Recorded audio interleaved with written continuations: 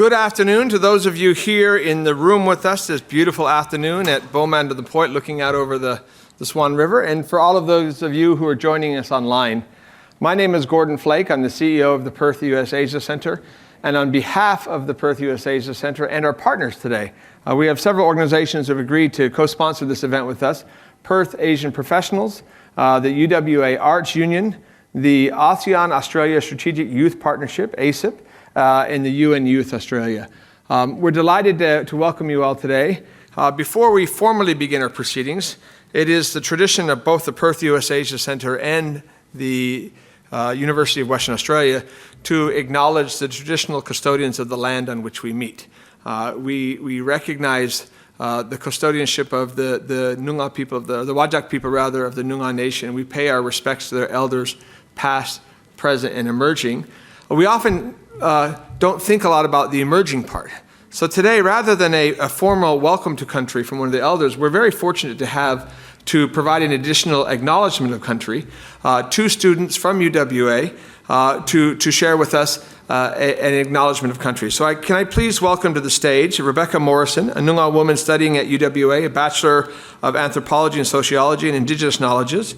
Nikita Humes, also a Noongar woman studying at UWA with a Bachelor of Indigenous Knowledge, History and Heritage.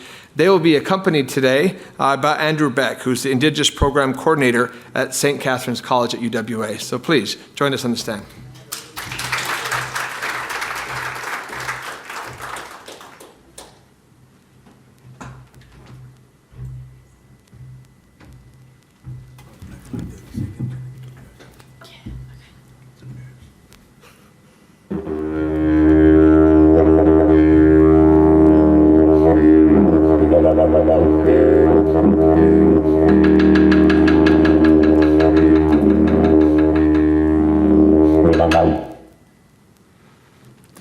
Thank you. Oh, I'll put that down a little bit. Thank you, Bushi. Kaya Wanju Nunakot, Nyang Kwel, Nikita Humes, Nyang Woolman, Wer Baladong, Wer Whadjuk Noongar Yoga, Nyang Juk, Bal Kwel, Beck Morrison, Bal Bibbulman Noongar Yoga. Nalak Jerapan Nunok Jinang Nini Nija, Whadjuk Noongar Buja, Nija Buja Bal Whadjuk Buja Kalia Kul. Nija Madagarap, Wer Durbu Yirigan, Nalak Kadij Nalang Whadjuk Mort, Wer Kadij Nunakan Bulla Mort. Wer Kadij Nalang Nediga, Wer Budia, Kura Kura, Wer Yay, Wer Benang, Kalia Kul. Hello and welcome. We would like to acknowledge and pay our respects to our old people and continual custodians on the unceded land which we meet on today, belonging to the Whadjuk people of the Noongar Nation. We wish to extend our acknowledgement to all Aboriginal and Torres Strait Islander peoples present with us today and also across the country. Kaya Nyang Kwel Rebecca Morrison, Nyang Bibbulman Noongar Yoga. I was born in Boorloo, or Perth, and also lived in Warrang, Sydney, and up north on Nyijibundi land in the Pilbara. I am currently in my second year of my Bachelor Arts degree at UWA, majoring in Anthropology and Sociology, as well as Indigenous Knowledge. Living at St. Catherine's College with the Dandru Darbalong program has given me so many beautiful eye-opening experiences and opportunities to grow in my cultural understanding that I would not have gotten anywhere else. I am passionate about involving and preserving Indigenous Budja or land and Kardijin or knowledge in our mainstream society. I want to see real change and improvements in Indigenous mental health through education and draw attention to the reality of intergenerational trauma within our communities. I hope to go into research after I graduate and explore these areas more deeply. Thank you.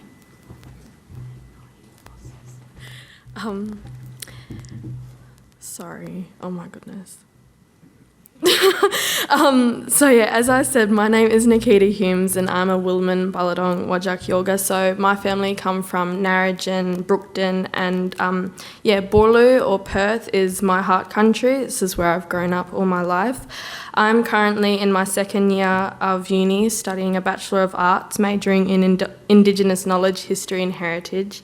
My goal as of right now is to be an educator and a high school teacher. I want to be in a position where I can provide our young people with as many opportunities that come their way to unapologetically learn and share about their cultures in culturally safe spaces as well. As a high school teacher, I hope to bring about change in our school curriculums and really encourage and embrace the importance of truth-telling. As we know, First Nations peoples have been fighting an ongoing fight to have our seat at the table and share our stories. And I hope to implement that as much as I can in the spaces that I work in. Thank you.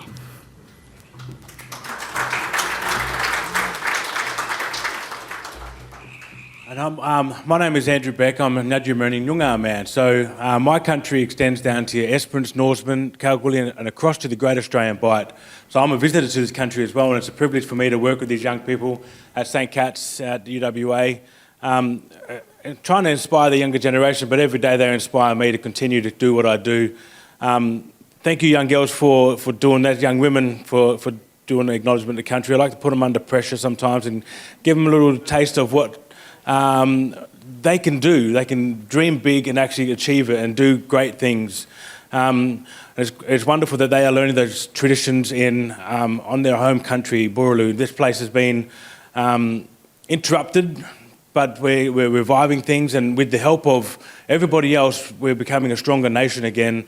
We share regularly that we, as Aboriginal people, make up 3% of the population, and if we keep going, we want change, we won't get the change, but if we get everybody else on board with us, walking hand in hand, we will become change, and our younger generation are embracing that and learning it and a hunger for it. So thank you once again for inviting us and being part of your event and doing the customs that we wish to do for many, many years, and it is the acknowledgement of countries and welcome to countries. I'm going to play the Iraqi, which is not from this country, but I'm going to play it for a little bit for you guys now to end our acknowledgement of countries. So thank you once again, and Borawan.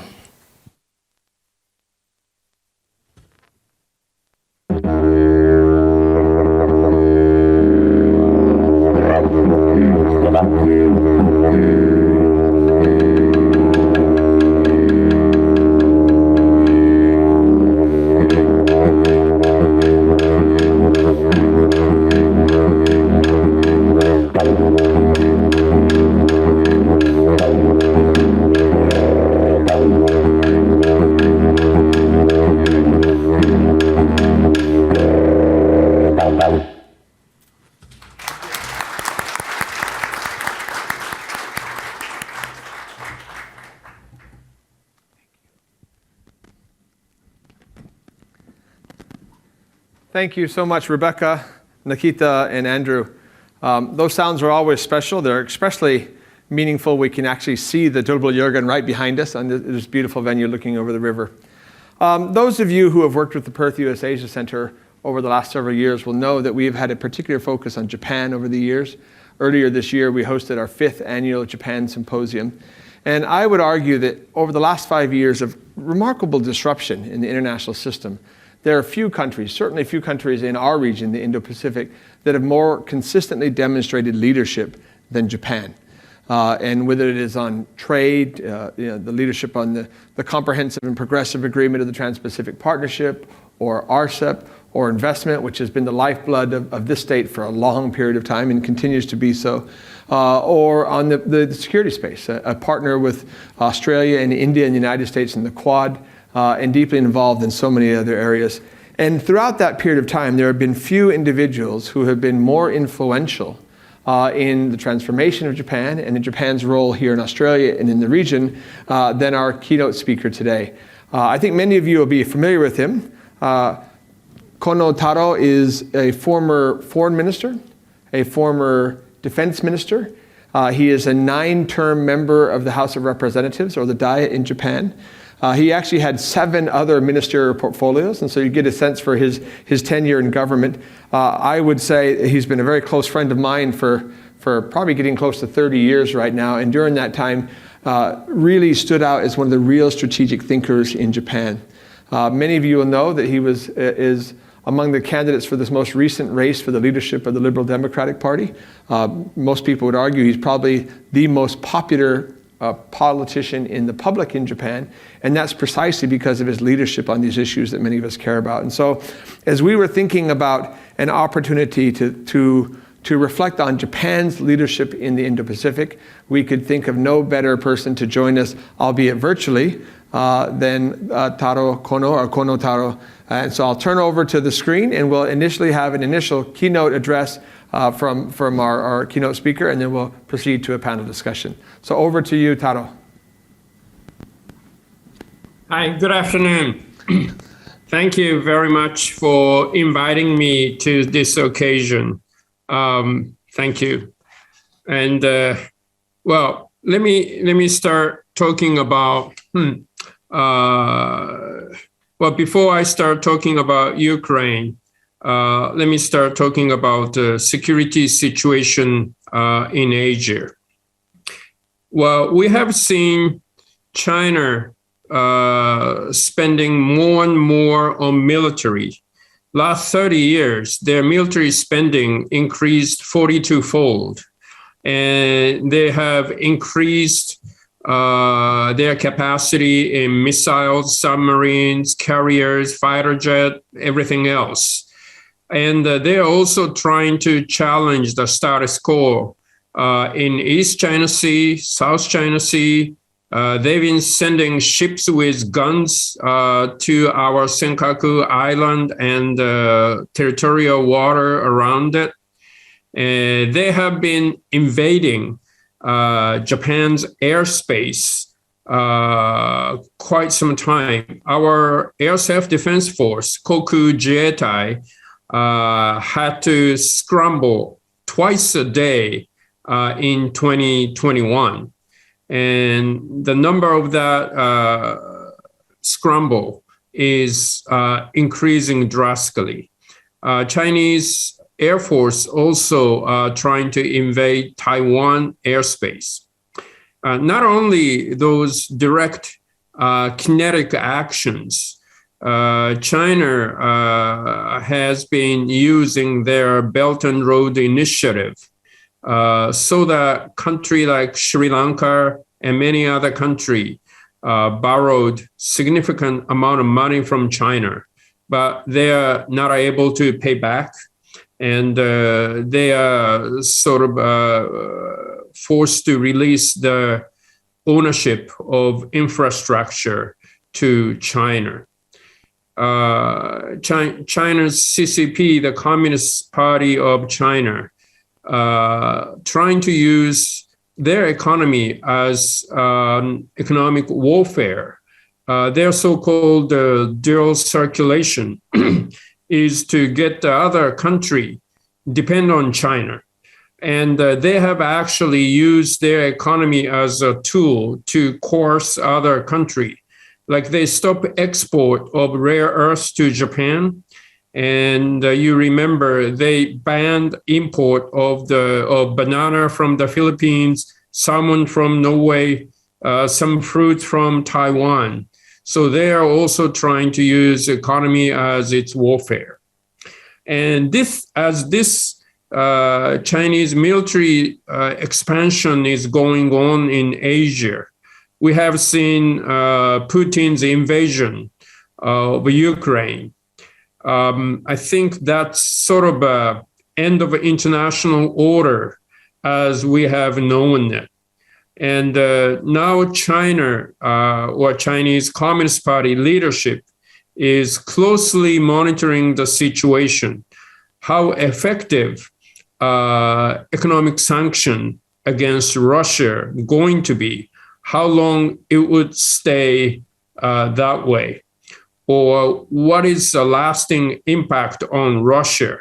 Because of the economic sanction, their economy, Russian economy, is wavering and going to be a significant impact on everyday life of Russian people. And because of invasion, I think stockpile of weapons in Russia is now depleting, and it would take some years to put them back. I don't think Russia has expected such a fierce opposition from Ukrainian people. This is not just an European affair. If we fail to stop or if we fail to make the cost of invasion really high, we could see similar thing going to happen in East Asia. So we have to use economic sanction against Russia to make the cost of invasion really high. And if Xi Jinping is to secure his third term this fall, I think he wants to be equal to Mao Zedong or Deng Xiaoping in Chinese history. And probably the best way to do that is to reunite Taiwan. So how are we going to deal with Putin and his invasion of Ukraine will have a direct implication on Asia. So Japan has seen this. And I think we are now learning that we cannot go on as Japan only defend Japan. Japan is just defending Japan and nothing else. We always say Article 9 of our Constitution prohibit us to do anything but to protect Japan.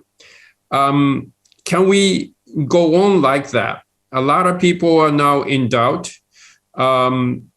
So I think we need to think about, if you're going to scratch my back, I will scratch yours.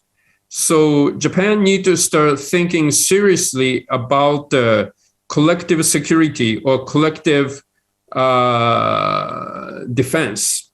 Among the like-minded countries who share common values such as democracy, rule of law, basic human rights, if something happened to any of us, I think we all need to get together and defend them.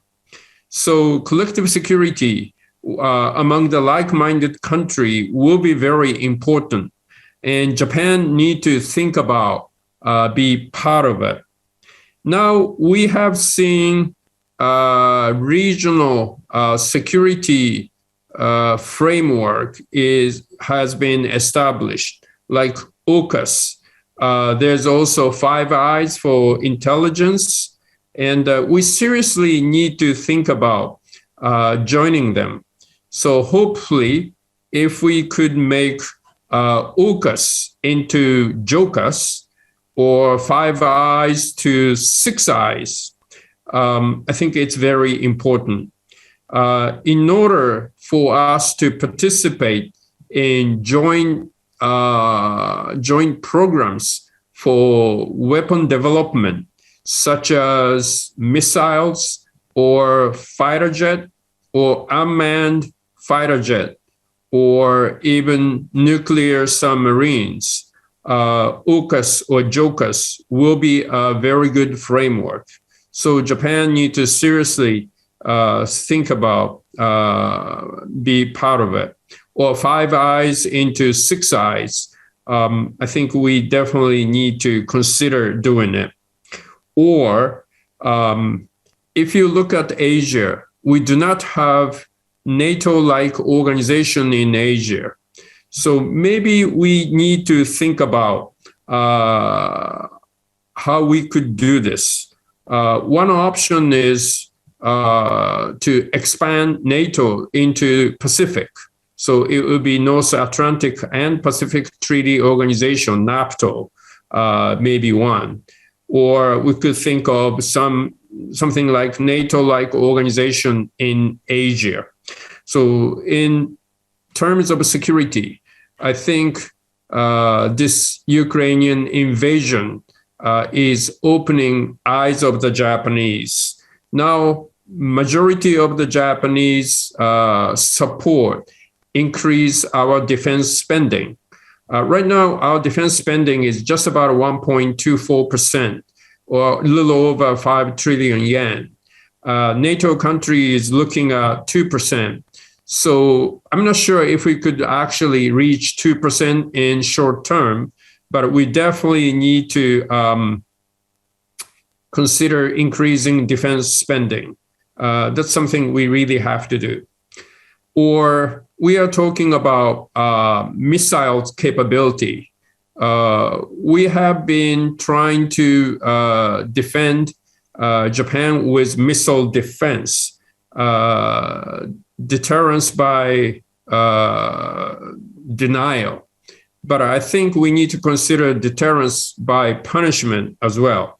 If we use such expensive counter missile to shoot down missiles coming from North Korea or other countries, at the end of the day, we will lose. So we need to have deterrence capability in Japan. So if we need to be ready for those.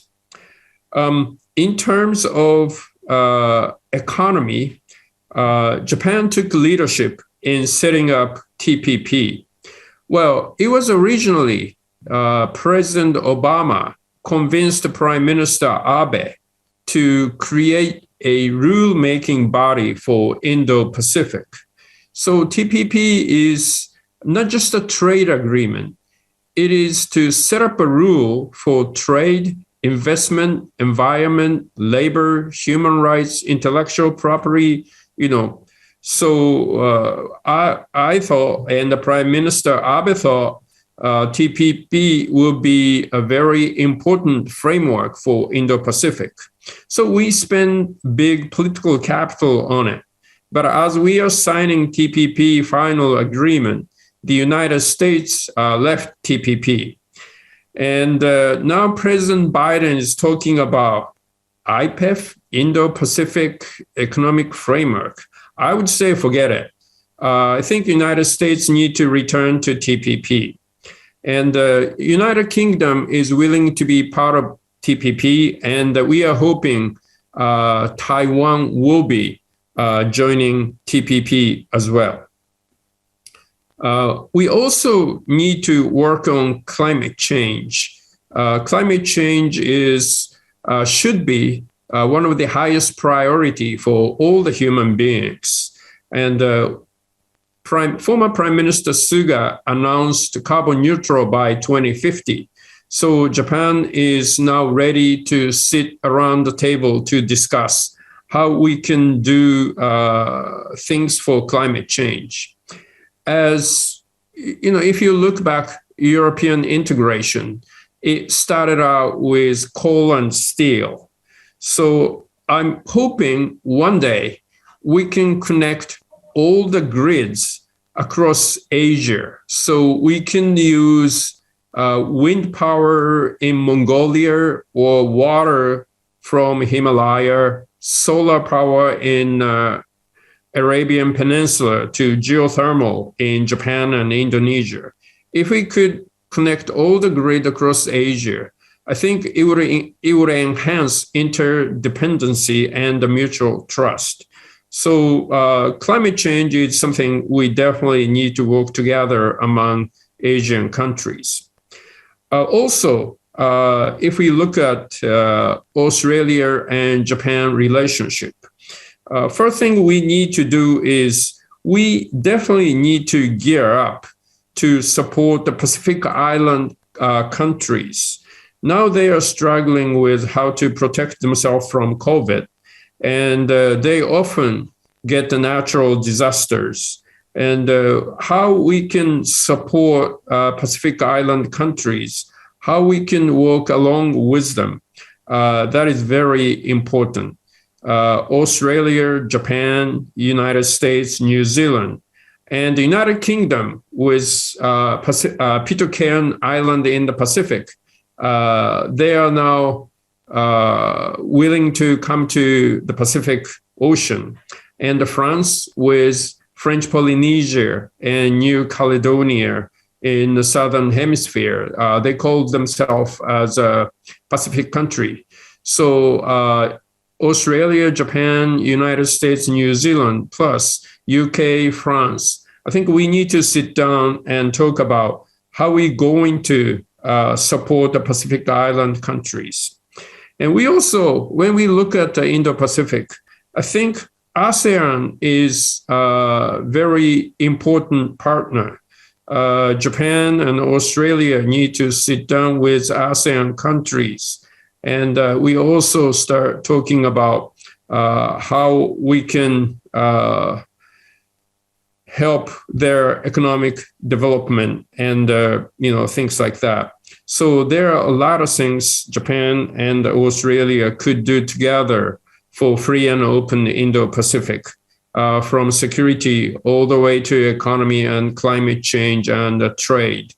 So we are very much looking forward to Prime Minister Morrison's visit to Japan. We're going to have a Quad summit meeting there, and the Quad is going to be a very important framework as well. So we can think of what we can do with Quad. And Quad, JOCUS, Five Eyes, and other security arrangement plus TPP. There are a lot of things we can do together. So I'm very much looking forward to today's discussion. Thank you very much for giving me this opportunity.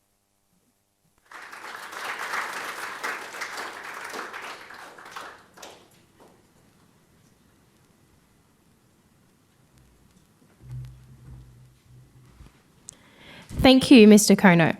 It's a pleasure to hear from you about your insights on the implications of the invasion of Ukraine on other countries, as well as your discussion of the urgency of climate action and the need for international cooperation on both of these issues. My name is Molly Pritchard, and I'm the president of the UWA Arts Union, one of the co-hosting organisations of today's forum. The Arts Union is a student committee representing students studying the Bachelor of Arts at UWA. Events such as today's provide students with critical knowledge to guide their career decisions, as well as widen their knowledge of international relations. I would like to welcome Mr. Taro Kono back to join our panel and introduce our other two panellists. I'll now welcome our first panellist, Isabella Artega Guadarama, the 2022 President of UN Youth, to the stage. UN Youth Australia is a youth-led, not-for-profit that runs educational events for secondary students interested in global politics and international affairs. UN Youth aims to educate and empower young people to make change as leaders in their communities.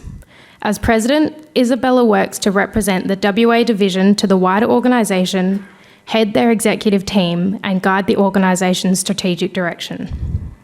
I'll also welcome our next panellist, Wei Wan, the founder and principal of Perth Asian Professionals, to the stage. Wei left for Asia to explore the wider region upon finishing his ATAR exams in Perth. Working at Australian firms and globalisations that operated in the region such as ASEC, Silk Roads, Temasek, Synos, Linus Rare Earths and Curtin University. Wei is an alumnus of KO University and was recently appointed as the 2021 New Colombo Plan Scholar. I'll pass over to Gordon Flake to commence the panel discussion.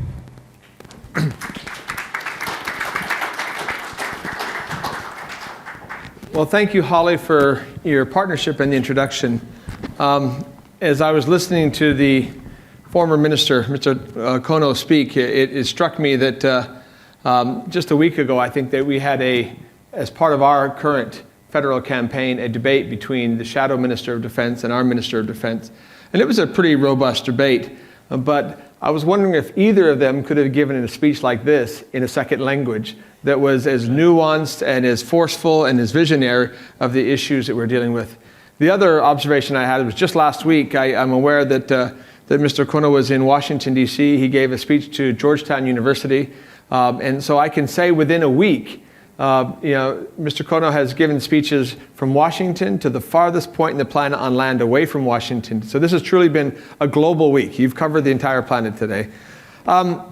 We've got a wonderful panel here on the stage, but as many of you know, the Perth USAsia Centre for the last 3 years has had an ongoing program with Indo-Pacific Fellows. At the onset of the COVID era, we quickly recognized the advantage of having someone on the ground in key countries throughout the Indo-Pacific. And we're now on our third class of Indo-Pacific Fellows. And to enable this program to take a more of a kind of a broader Indo-Pacific regional flavor, what we have done is we've asked key members, both current and alumni from the Indo-Pacific Fellows Program, to prepare some questions that we're going to start off by delivering directly to Mr. Kono. And after we go through a couple of those, then we'll come back to Isabella and to Wai, and we'll have a broader conversation here in the panel. So if our technology works, and Mr. Kono, we've got you on the screen in front of us and on the stage right next to us as well. We're going to first turn to a question from Raji Rajagopalan. Many of you know her. She's been in Perth several times. Raji is the director for the Center of Security, Strategy and Technology with the Observer Research Foundation, ORF, the organizer of the annual Raisina Dialogue, and a real strategic thinker. We're going to turn to Raji for the first question. So if our technology works, over to Raji. Hi, hello everyone, and thank you, Kono-san, for an excellent talk.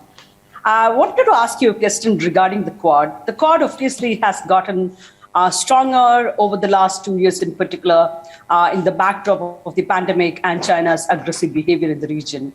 But the Quad also appears to be shifting towards non-security issues like vaccines and supply chains. In the light of these, how do you see the Quad evolving? How would Japan like to see it grow? And what role would you see for India to play in the Quad and the broader Indo-Pacific region? Like how can India and Japan align better strategically in the coming years? Thank you. Taro, over to you. Yes, thank you very much. Yes, Quad originally started out as a sort of semi-security framework. And because of the COVID, I think we try to use Quad for vaccine development or vaccine suppliers. And I'm hoping Quad will be more into economy. I think we need to think of how we can coordinate economies in Indo-Pacific to broaden the base for Asian economy. And India will be a very strong production base for Asia. When we think about China or China's possible invasion to Taiwan, I think we need to start preparation for the sanction because it is easy to put the sanction on Russia. I mean, except some wheat going to some countries or natural gas going to Europe. It's fairly easy to put the sanction on Russia. But if we are to put the sanction on China, I think we definitely need to prepare in advance and send a message to China. If something happens, this is what we are going to do. And then we need to develop some alternatives.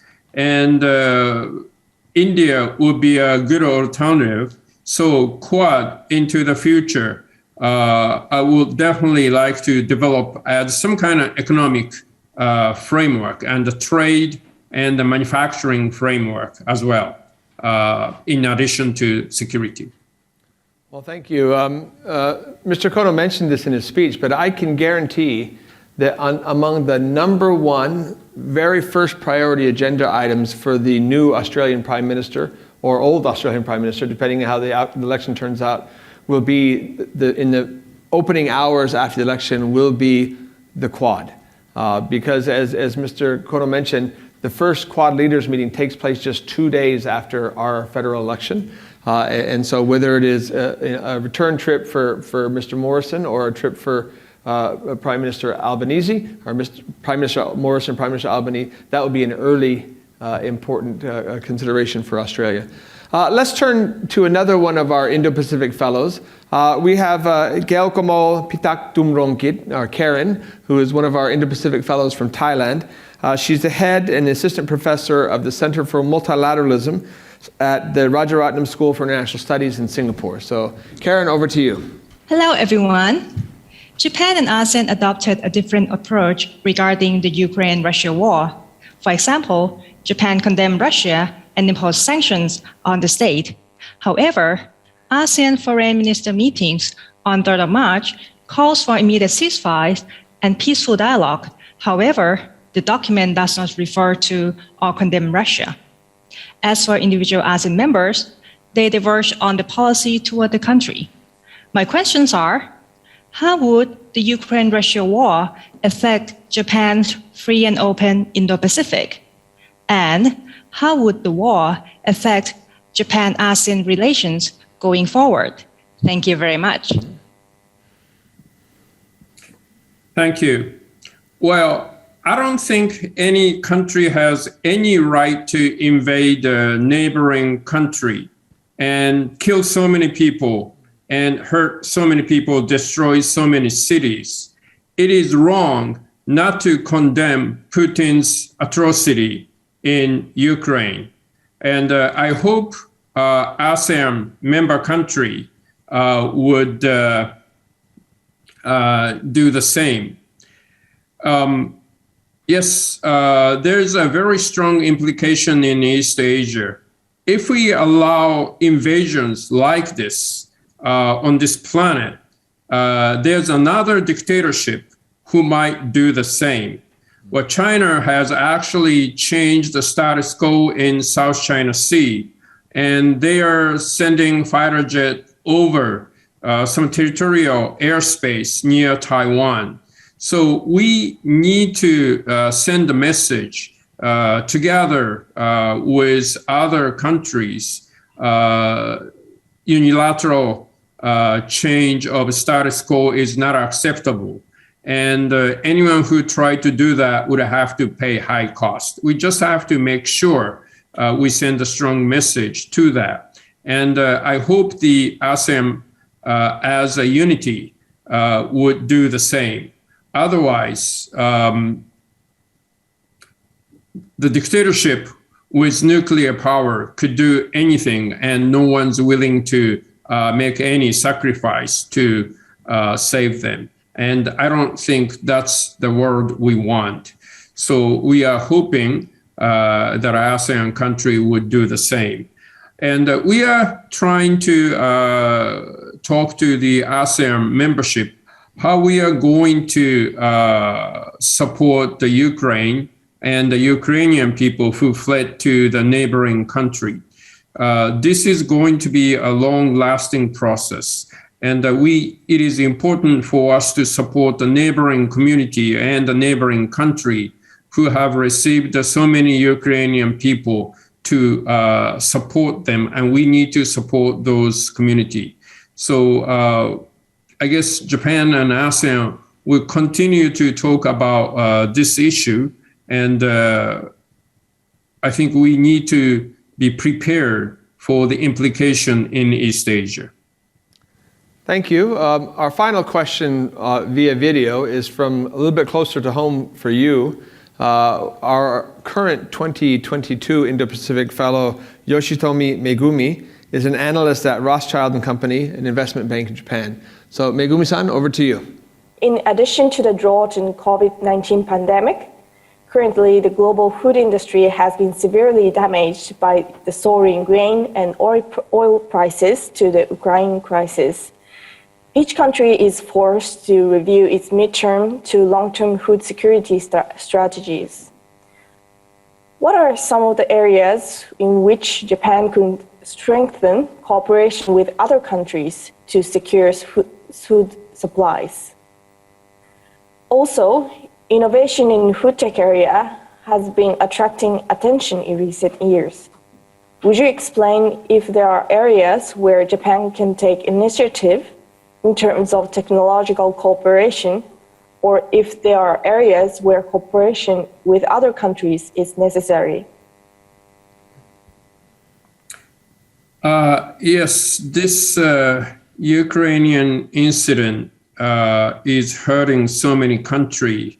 Many countries such as Egypt, Bangladesh, Pakistan, UAE, they have been importing wheat from Ukraine or wheat from Russia, and they are not able to do that, and they are suffering.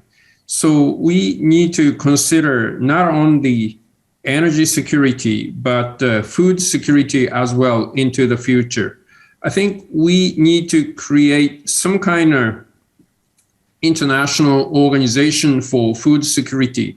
If someone is hurt, I think we need to coordinate to provide at least foodstuff necessary to support their lives. And in order to do that, as the human population is growing on this planet, I think we need to definitely advance the technology related to the food production. Well, I think in Japan, the average age of farmer is getting old and old. Now it's over 65. And we need to have some kind of structural advancement in agricultural industry. Some of the Japanese farmers are now doing dual farming in Japan and in New Zealand.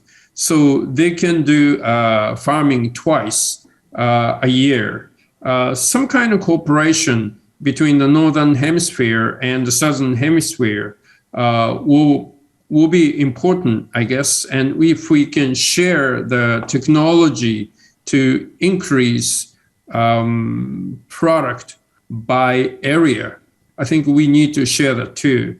And also, I don't know how tasty that is, but we have been watching some vegetable plant or fruit plant going on, where you can grow vegetable or fruits inside a house or warehouse, and that you get less influenced by the weather. So new technology to support more human being will be necessary in the future. And I think we need to invest in those technology as well. Well, thank you. We're now going to turn to the panelists we've got here who have been very kindly patient on the stage. I'll start with you, Isabella. We've had a chance to listen to the opening remarks by former Minister Kono, and he covered a lot of issues that I'm sure are going to be near and dear to your heart, given your purview at UN Youth. If you were to kind of highlight some of the issues you think are most important that you would like to flag or give priority to, what would you focus on? Yeah, so in my work at UN Youth, I'm really fortunate that I get to work with a real diverse community of young people who are all very politically engaged and really politically knowledgeable. I actually think that a lot of this has come out of the fact that young people are coming into an increasingly complex world and we're facing a lot of challenges. So we are seeing a lot of youth engagement and we get to see that firsthand. And a lot of the conversations I do have with my peers or with younger students do revolve around issues of criminal justice, mental health, education, and of course climate change and the environment are huge. Another issue that I think is that young people don't often get the opportunity to get heard on these issues. Our most recently published Youth Rep report found that surveyed over 7,000 young people across Australia found that only 7% of participants felt reflected in politics and only 12% felt respected and heard more broadly. So I think a lot of what we want to see in the youth space is conversations about issues that matter to us and also being given an opportunity to speak and have our voices heard and our contributions considered. So for that reason, it's also fantastic to be here today. So thank you so much. Well, thank you. Taro, when we first met, it's probably been over 25 years ago, you were considered to be a dynamic young Diet member, and my hair was the same color as yours. But a lot of time has changed since then. You're now one of the senior leaders in your country. But if I follow your social media account, you've got a large fan base of younger Japanese who seem to be inspired by your candor and your positions. I wonder if you might be able to articulate back to Isabella and to us here what you see as the priorities for the rising generation, the younger generation in Japan. Thank you. Well, Japan is losing population. We're losing it very fast. We lose about 500,000 every year. And society is aging accordingly. What's happening is those who are in 60s, 70s, 80s, their voting rate's quite high, and they are numerous. And the younger generation in 20s, 30s, their number is less, and their voting rate is very low. So when politicians going into debate, they tend to favor the senior people. And how are we going to spend our budget? I think we have seen more spending to secure the rights of the senior society than trying to invest in the younger generation. So how are we going to get the younger generation's voice into policy making is an issue here. And we often talk about the voting way of Australia. I believe you have to go to at least to the ballot box. I mean, you can just put down the white paper in the box, or you can just vote for some candidate. In Japan, the voting rate's going down, sometimes less than 50%. So maybe we should make voting mandatory. And if there's no candidate to choose, I think you can just not vote for a particular person. But I think we need to convince the young people that voting is their privilege and also their duty for the future.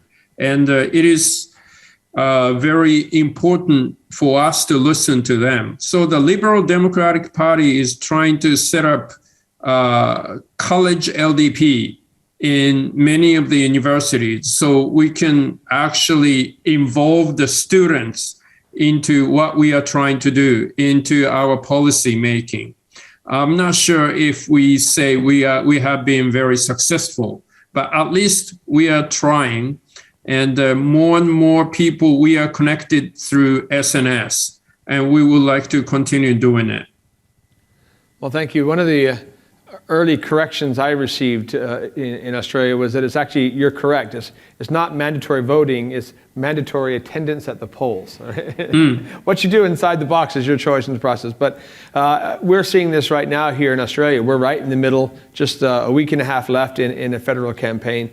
In sharp contrast to the United States that you're very familiar with, or many other countries where elections tend to divide the population, there's a major push for parties to kind of occupy the middle ground, because that's where the votes are here. It's a different dynamic. Why I want to turn over to you. I didn't realize actually until your introduction that you had a degree from Keio University, so you're also close to Mr. Kono. But you've had a very important role here in building Perth Asian Professionals. I attended last year a remarkable event that you organized about breaking the bamboo ceiling, given the importance of the community we have here in Western Australia. But having listened to Mr. Kono's remarks, I want to ask you kind of what impressions you have, or what issues do you think from your lived experience that we ought to highlight in our conversation? Absolutely. And firstly, I'd like to thank the question from you, Gordon, and the Centre for arranging today's event, and Kono-san for your generous time in sharing your insights with us today. It certainly is a very interesting time for us to be in this decade ahead. We heard there's a lot of challenges that we have to face as a region, and particularly the younger generation, which would be the people who will be experiencing the major consequences of anything that happens in the region. And recently, I had the privilege to attend a summit in Canberra for the New Colombo Plan. And there was a very interesting statistic that was raised by a colleague called Elena Williams from the Australia-Indonesia Consulting. And she made a point that 60% of the youth population in the world will reside in the Indo-Pacific. And as Kono-san's already stressed the importance, it is these emergent leaders in these regions that would be greatly affected by the decisions that are being made today, and as well as they are the people who can potentially change and impact or influence how the region is developing. For example, I had a real privilege during my time in Japan and studying at Keidai, where I also volunteered at a global NGO called ISEC, and through there I met a lot of talented young Japanese leaders, specifically one fella called Watanabe Shota, which I believe recently had an opportunity to sit with Kono-san to share with his insights about the new emerging technologies that will come to shape the globe, and specifically that will influence the strategic competition in our region. So young people have a lot to play in terms of the roles in the region as we go forward into this uncertain decade ahead. And I think it's very important that we start to stress, emphasize on investing into the platforms that facilitate the development of emerging leaders. It could be through many different initiatives, as for example, the Australian government's New Colombo Plan, in which they are investing and cultivating the next generation of leaders in the Indo-Pacific by sending young Australians into the region to study. But there's already a lot of gaps, and there's a lot of ways we could do things even better, because it doesn't seem that the whole entire community around the Indo-Pacific, particularly from the business sector, and all sectors of society, is not recognising the potential that young people have to play in this region. Thank you. Mr. Kono, you have mentioned in your remarks some top-level summitry, right, with the prime ministers and the Quad and other things. But obviously, in the course of your career, you have participated in countless forums and groupings and organizations, not just obviously in Japan, but Japan, US, Japan, ASEAN, Japan, China, Japan, Europe. I wonder what you think about Wai's comment about the need to make sure that we have the infrastructure necessary to give voice to the kind of the rising generation in the region. And in particular, I'm curious as to what fora, what organizations, what types of meetings do you think have been most helpful for you to build the network that you have globally in terms of people that you work with in your current position? Well, thank you. When I was still younger, there was an opportunity to visit other countries and sit down with a counterpart for a week or 2 weeks, like a US-Japan Leadership Program by US-Japan Foundation.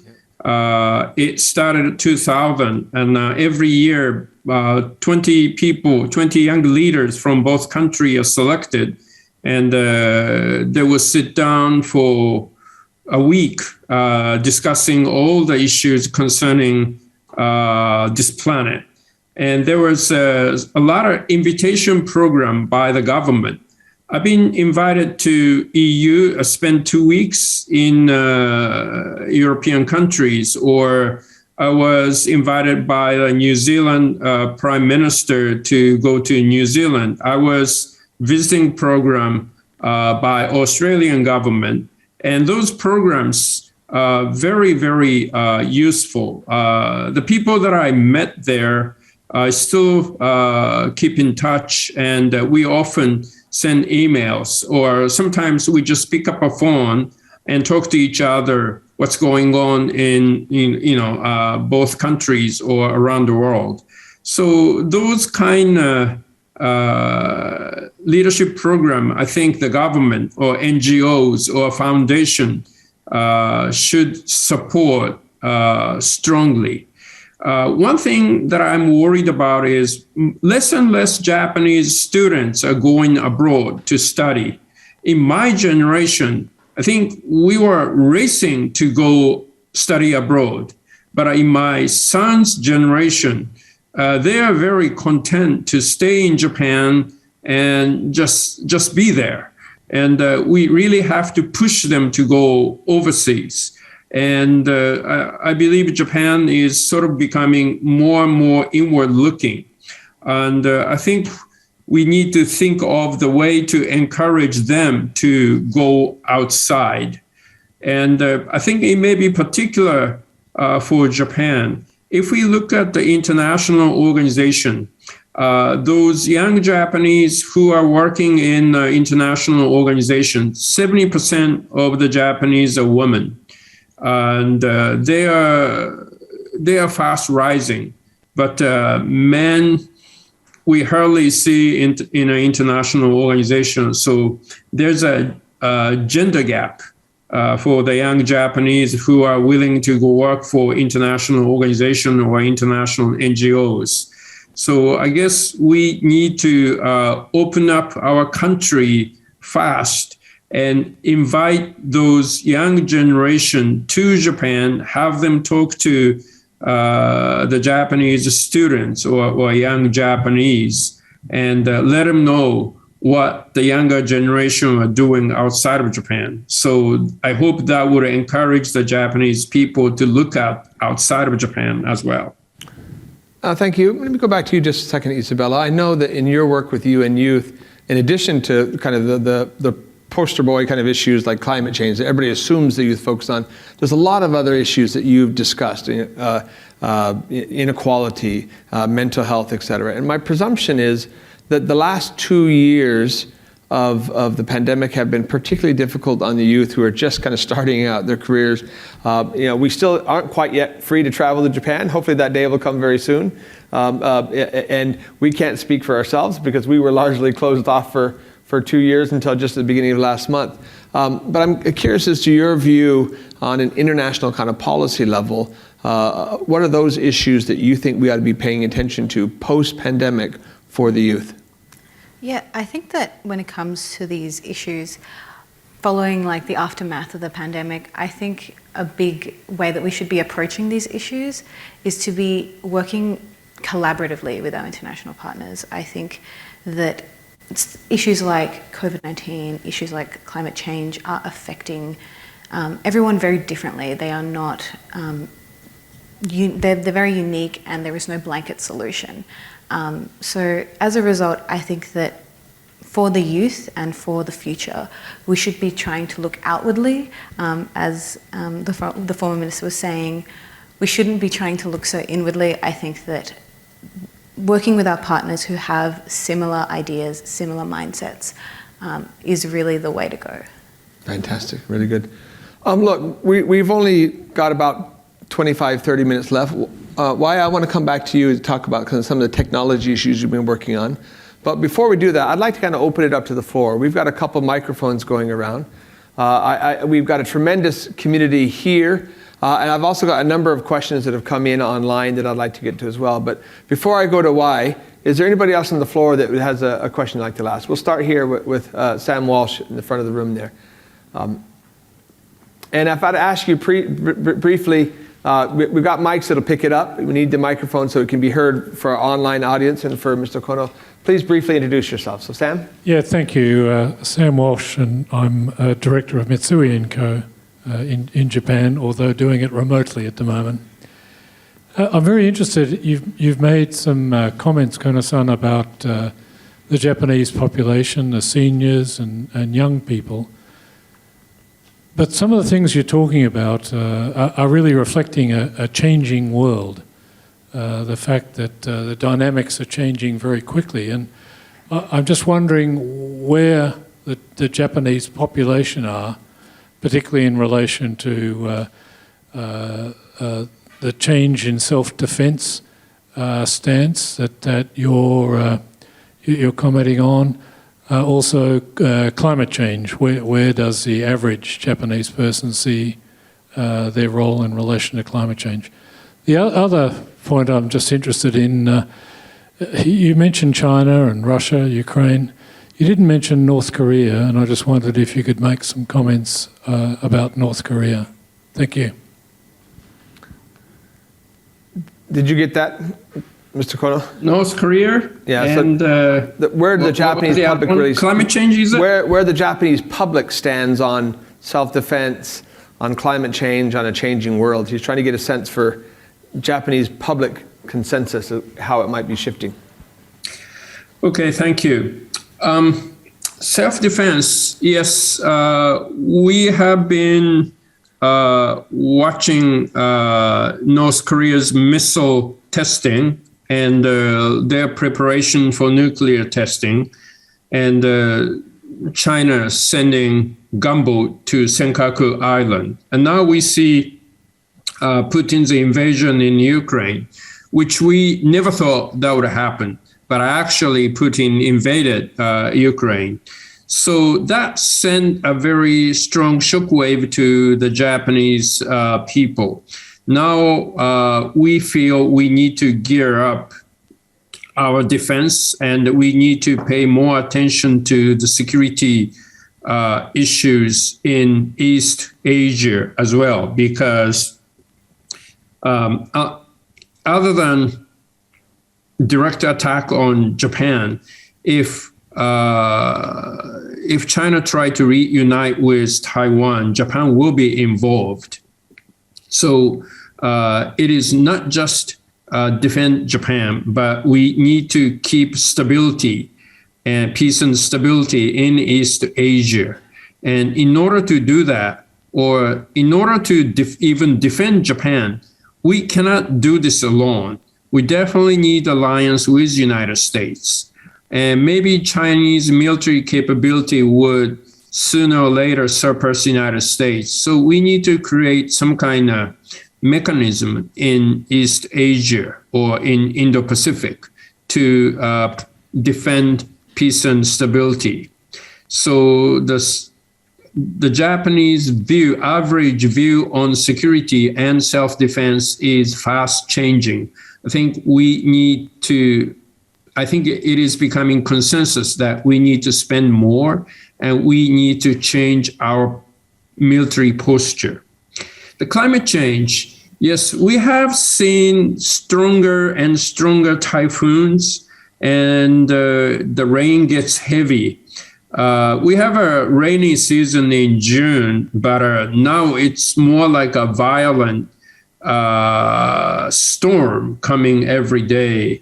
So we feel the climate change and it's leading to disaster. So we have to do something to stop the climate change, and I think it has become consensus. And the former Prime Minister Suga declared that Japan is going to be carbon neutral by 2050. So ordinary citizens are now trying to do what they can do, but the major corporations are very slow to respond.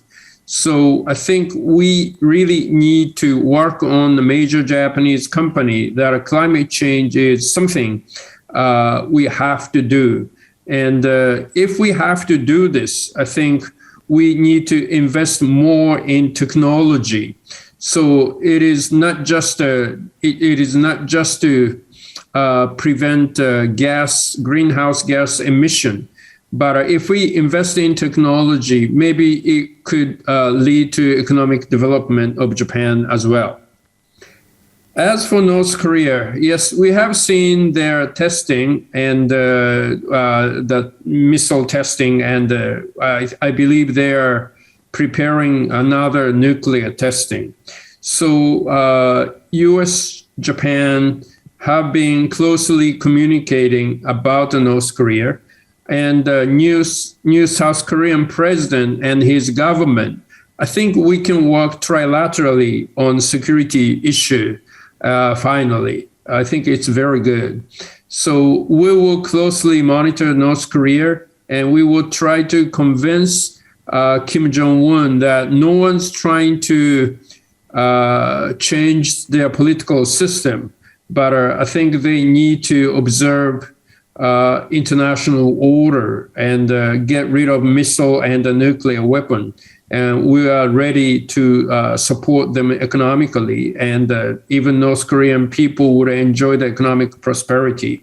But those messages have been blocked for many years. So we have to be a bit more patient, and we have to be very careful that Kim Jong-un wouldn't something very bold thing, but I think we would try to establish another lines of communication with North Korea. That's what we need to do. Thank you. You referenced the new South Korean administration. As it happens today, South Korea has inaugurated a new president.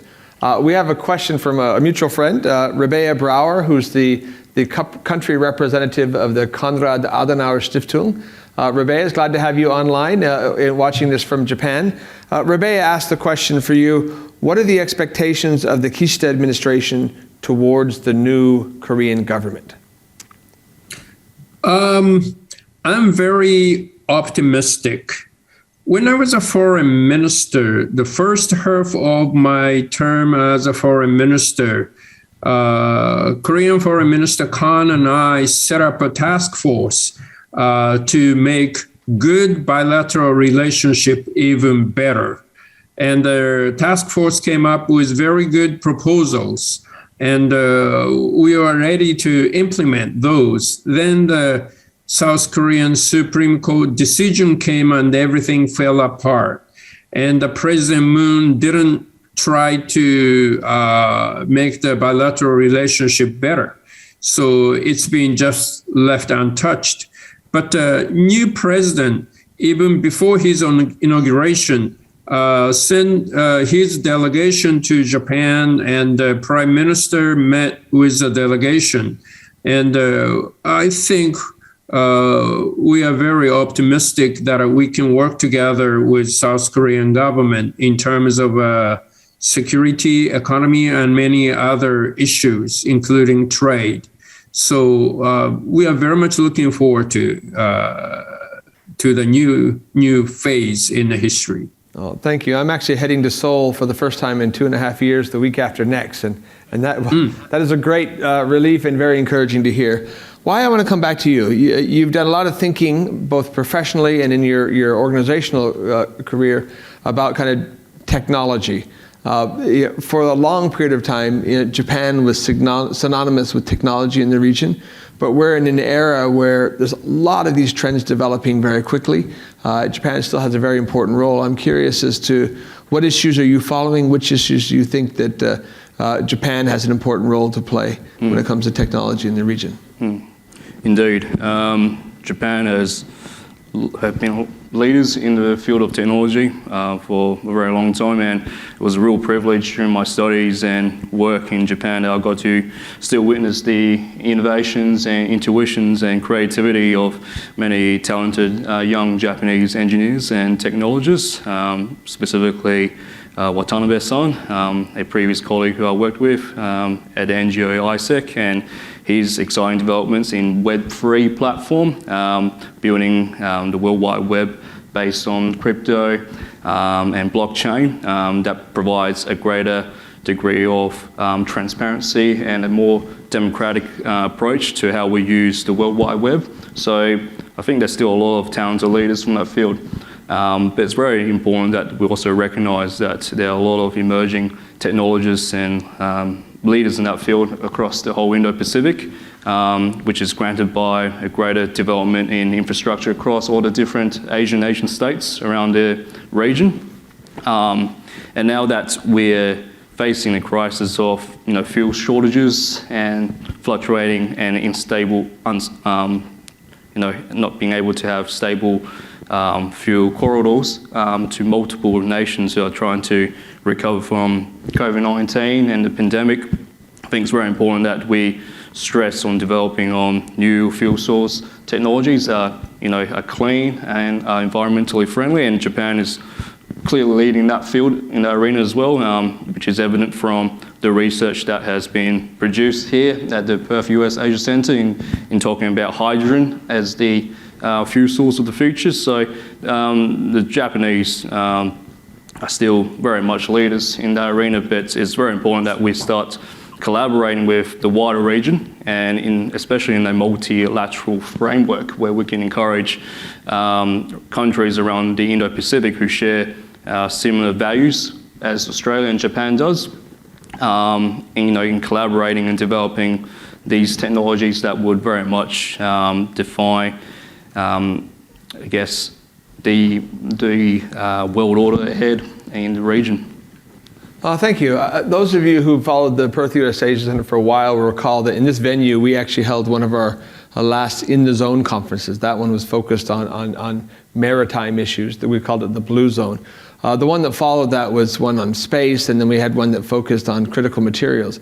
But one of the things that's quite interesting to me is I can't think of a major innovative next generation technology, whether again it's critical materials or whether it is hydrogen or whether it's lithium or batteries, where Japan doesn't play a really important role, not just as a consumer, but as a driver, as an investor in that process. And so, Mr. Kono, if I could turn to you, in addition to your time as Minister of Defense and Minister of Foreign Affairs, I did note that you actually had 7 other minister portfolios. And I was trying to find the whole. You seem to have covered almost every issue in government in that process. But when it comes to technology, what are the trends that you're following? I presume that as Minister of Defense, you focus heavily on cyber, but there's also some real opportunities out there. I'm curious as to your view of Japan's role as a technology leader in the Indo-Pacific. Thank you. Well, in a way, Japan has been trapped by our own success in the past. Like, if you look at Sony television, when it's analog, Sony was the television company. But when it comes to digital, and if you have a chip with liquid crystal, anyone can build a television, then the Sony's advantage lost, and they moved out of their industry. Toyota and other Japanese auto manufacturers very strong in a gasoline engine. But if everyone else is moving into electric vehicle, the advantage will be lost, and they have to invest in something new. And if we look at our education, we don't turn out digital or IT experts in mass. I think we only produce like 15,000 IT engineers every year, whereas the United States probably come out with more than 300,000 engineers every year out of university. So we need to shift our education, and I think the company need to invest in the future. That is the problem right now. And the other thing is sometimes METI makes mistake. Like renewable. Now we are putting highest priority in renewable energy. But when we look at Japan, there's no photovoltaic company. All the wind turbine manufacturers are out of business. And only thing left in Japan is probably geothermal. So it's because METI put too much emphasis on nuclear and ignore the renewable. So I think we need to encourage private sector to invest more. We need to encourage private sector to invest in research and development. We also need to encourage universities to put more resource in science and technology. And I think 21st century is a little bit different from the 20th century. So we need to upgrade our education. And I think government need to take leadership in deregulation, so the new technology could be applied to many fields. Right now, too many regulation from the past prevent the new technology coming to everyday life. Like I was a vaccine minister in charge of vaccine rollout last year, but the health ministry didn't have a system to count the number of vaccine. They wanted to count them with paper. And I said, we cannot do that. I mean, we're going to vaccinate 100 million people twice in 6 months. And without a digital system, we cannot keep track of it. So I had to invest 2 months developing those systems. So we need to change our things completely. And I think we need to change our mindset in digital technology. That's going to be major thing in Japan. Thank you. We've got time maybe for one or two final questions from the audience. Anybody final? Yes, over here. Is it Connor? Is that correct? G'day, my name is Connor. I'm currently working for the British government. I just wanted to get your thoughts on the potential for JAUKUS and whether there's appetite in Japan for Japan's inclusion in the entirety of AUKUS, including the nuclear capability, or whether a Japanese inclusion would be limited to the Defence Technology Group. Thank you.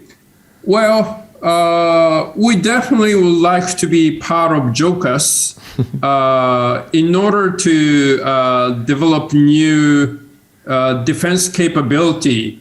Japan alone cannot do this. So we are very willing to be part of it.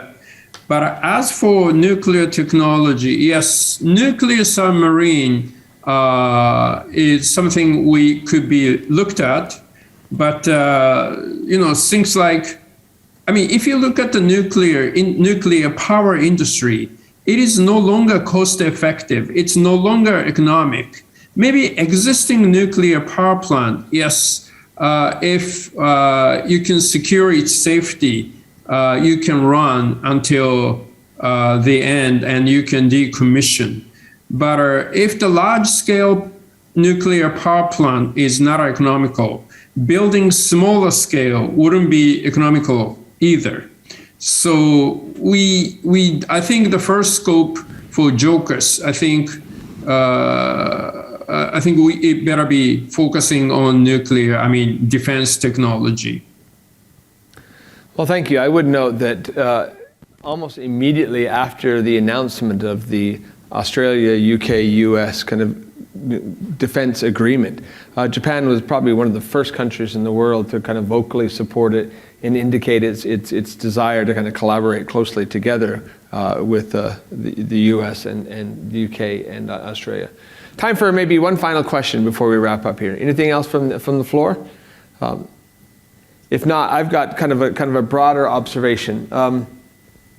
You have clearly laid out in front of us today some really important issues for Japan, but you've also kind of highlighted some of the fundamental challenges we have in the region in terms of it. So we've alluded to, and you alluded to in your remarks several times, this notion of a free and open Indo-Pacific.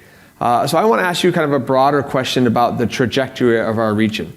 10 years ago, 15 years ago, I think probably most of the people in this room would have still been pretty optimistic, even despite 9/11, that we were moving towards a world order and a regional order where there were more democracies and that we were more integrated and that we worked together more, right?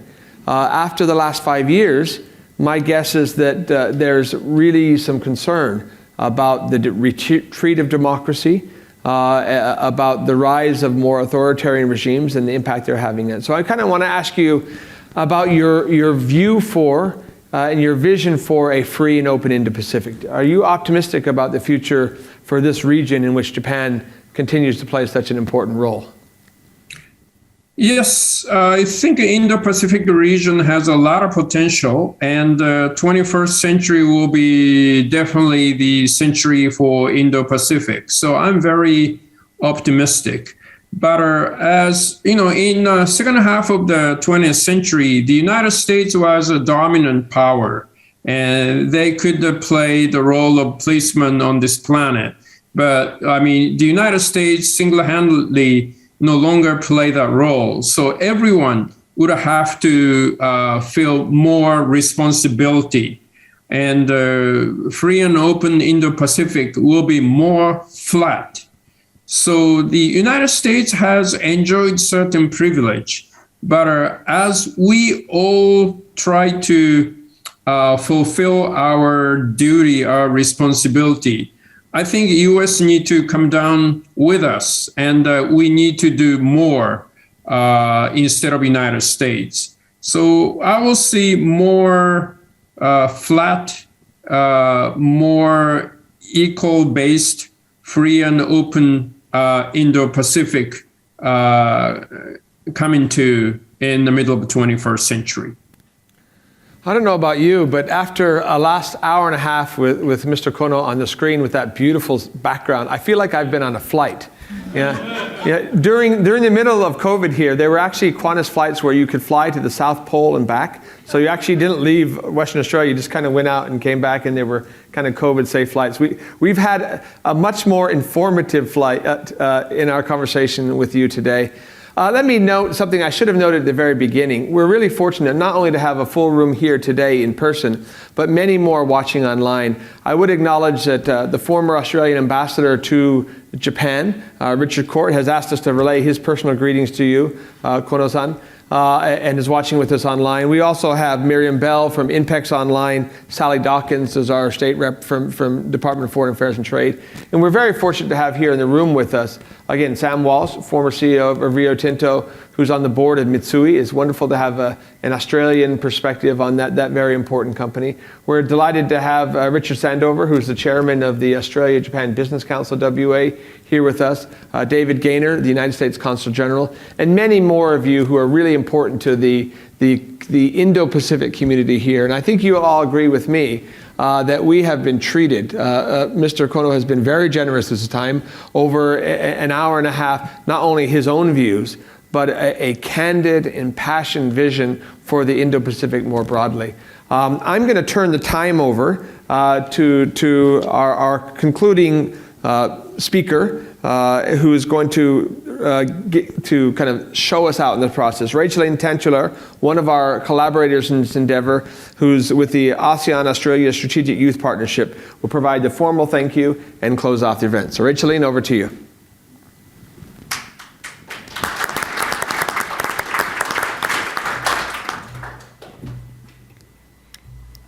Good afternoon, everyone. Thank you to all of you who have joined us here today and to those of you who have tuned in online. My name is Rachel-Lane Tantula and I'm in my 4th year of a Bachelor of Philosophy Honours at UWA, majoring in Music and Asian Studies. I work as an analyst at Ledecca, an Asian strategy firm, and in my spare time I'm the Chief Partnerships Officer of the ASEAN-Australia Strategic Youth Partnership. So drawing on Way's comment earlier, I also attended the New Colombo Plan National Summit a month ago, where I presented a session on the megatrends shaping the future of our region. One of the megatrends we spoke about is youth-led change, with 60% of the ASEAN population set to be aged under 35 in 2030. Hence today's discussion is very timely. And also drawing on Gordon's last point on a free and open Indo-Pacific and also optimism around the rise of democracy, I guess is also very timely given the context of elections in Hong Kong and the Philippines this week.